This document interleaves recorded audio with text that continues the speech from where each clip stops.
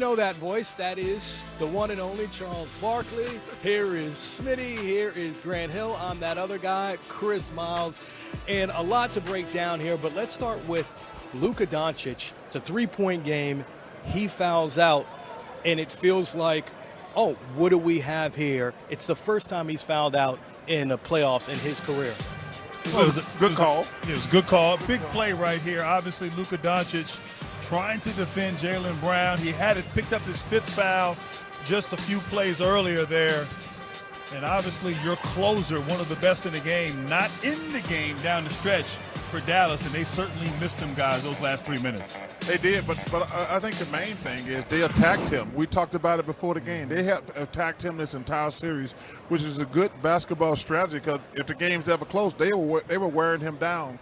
But you got to give the Celtics some credit.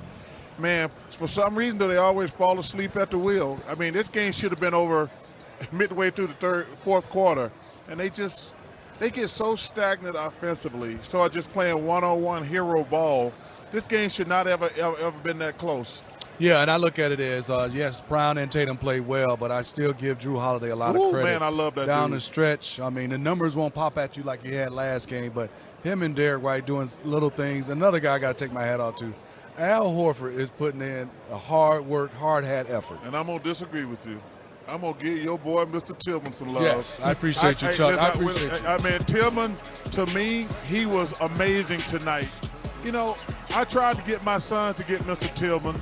I love this dude. He's big, he's strong, he's physical, he plays hard. Him and Al did a fantastic job. But, man, my guy Tillman, your guy, Michigan State, shout out to Tom Izzo and those guys. Give Sam Hauser some credit, too, as well. Oh, man, Sam Hauser. I met his mom and dad today. I said, keep shooting that thing. I would, man, he can shoot that thing when he gets going. Him and little Peyton Pritchard.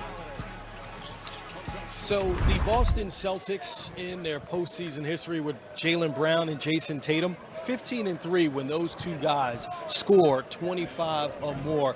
And we've seen this for a few years now, Smitty, where they are able to do so much when those two guys produce at this level. He still hasn't had a Jason Tatum game, but I like how he came out in the first quarter.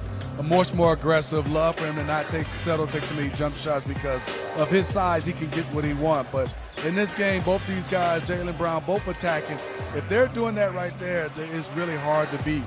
Both Jaylen Brown and Jason Tatum came out together, had a good game, and it was a close one, but those two guys were too much for the Dallas Mavericks, definitely down the stretch, too. And Smitty, what I like here is they're attacking. All these plays, they're not settling. They're getting downhill, high percentage shots, putting pressure on the defense, and then the ability to convert in the paint.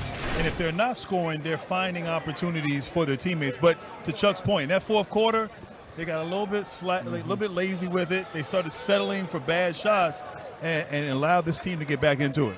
Speaking of Jason Tatum, he is joining us now live on the set. And, of course, what we said, Jason Tatum, he talked about his overall game and what he's been trying to develop in this postseason run. There's been a lot of questions about, oh, Jason Tatum, your shooting percentages, not what they have been in the past. Your scoring, not what it's been in the past. So, Jason, as I say this, as you're getting mic'd up and getting ready for this, I want you to think about this for a second, right? Kudos to you. We've talked to you for the last 4 or 5 years and watched your game develop.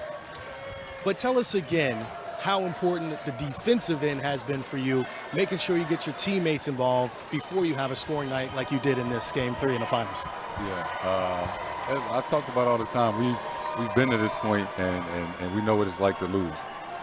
So just getting an opportunity to get back and having a mindset of everybody's going to do whatever it takes every single night for us to have a different outcome.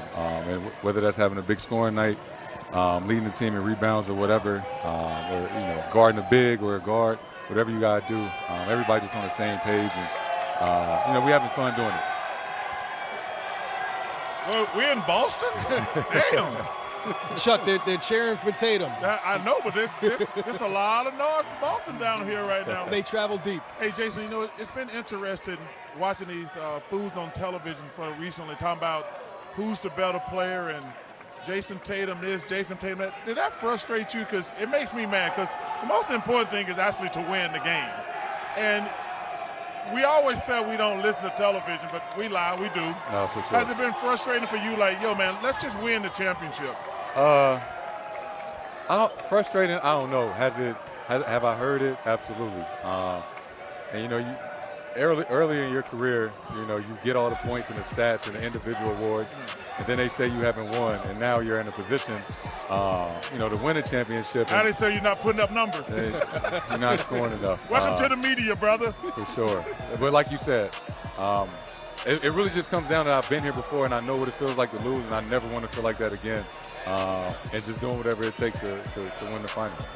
Jason, take me to just the first quarter, your mindset.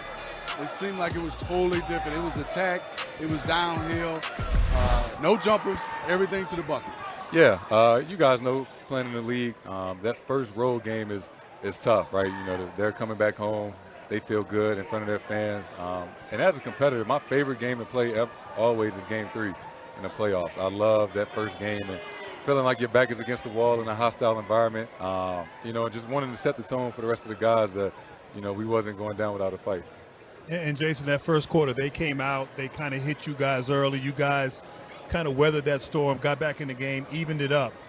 And in that third quarter, I mean, you guys, it was as good as I've seen you guys play in a while, just defensively, holding to the 19 points, offensively, the ball moving around. Were there any adjustments at halftime as a team that you guys made, or anything you might have done to help with that blitz or that just incredible performance in the third? Right. And we knew coming into the game that they was going to start off and come out swinging, and it was our job to take that first punch and respond with some punches of our own. And we just talked about halftime. Let's be the team that come out and punches first and knock them back on their heels and just keep going. And we did a hell of a job doing that. One win away from winning your first championship. You were here 2 years ago, and you came up short. How did that motivate you to get back here and to be in this moment now? Man, it's losing in the finals is the worst feeling. It's awful. Ever. And it's never a guarantee that you're going to get back. And last year we realized that we may have taken things for granted, let some series go longer than they should have and end up losing in the conference finals. And that was a wake-up call for us that, just because you have a good team, there's no guarantee you're going to get back to the finals. And really just honing in on this opportunity that we have and trying to make the most out of it. When you talk about Duke, one of the greatest basketball programs of all time, Christian Laettner, he's on the Mount Rushmore. But are you and Zion and Bobby Hurley, y'all like next on the Mount Rushmore, right? What is going on? It's definitely my man G Hill over here. I'm just trying to catch up. See, Jason, see the media, they try to divide. Sure. They try to divide and conquer, man. Jason, since we talk about college, my Spartan, Xavier Tillman, tell me what he did tonight. He hadn't played a lot, but, no Porzingis, he stepped in. He doesn't have the stats, but he had a great game. Man, you can't say enough about the role players that we have on our team. The guys that we call it the stay ready group. They never essentially know when they're going to play. But, when guys go down that we can and plug and replace at any given time. And, I had a big game, JB did, but we wouldn't win this game without X, right? And understanding that it takes a collective effort through a finals run that you're going to have guys come off the bench that are going to give you a spurt throughout the game that is going to, help you win. Two great programs. Auburn, not so much. We better. Well, first of all, we've been to the Final Four more recent. Great. Go ahead. I think. Tangent. I don't think so. That's not verified. No, it's not verified. Well, we win in 22. Hey, Underdog's not here. I don't know anything. hey, Jason, I'd be remiss. I got to ask you about Drew Holiday. Because Steve. Hold on, man. This It's is not Grant's 1-2-1. It's 1-2-3. Go ahead, Chuck. Go ahead. Chuck trying to win Finals MVP. No, you got it. Because Steve was just talking about, man, it's a pleasure and a privilege to watch him play defense. What had he meant? Because he's, other than Porzingis, he's the biggest difference in y'all team this year. No, absolutely. I don't know how they let us get him, but I'm so happy that we got Drew on our team, and we're just very fortunate. And he just makes winning plays. He's obviously been here and won the championship. And more than anything, he raises everybody else's level on defense, right? On a team like we have, you don't want to be the weakest link on defense, right? We all take pride in guarding our yard, and it starts with Drew Holiday, and we all just trying to match his level. Father's Day is coming up, so we got to show the moment. You always have your son with you on the floor, on the court. You're definitely going to have a special weekend this coming weekend, huh? No, absolutely. It's the best thing. Best having him here, being able to share these moments. I love it. All right, Jason Tatum, we He's going appreciate to be your about time. 6'11". No, for sure. Well, we know he's going to be able to shoot and get buckets. That's Right. one thing we know. All right, Jason Tatum, appreciate your time. Thank you for spending some of it with us. Good luck the rest of the way. One more win. Yes, sir. Don't Appreciate let you guys. Chuck come between us, man. No, for sure. I forgot about Mike Jaminski. All right, Jason. Luka Doncic.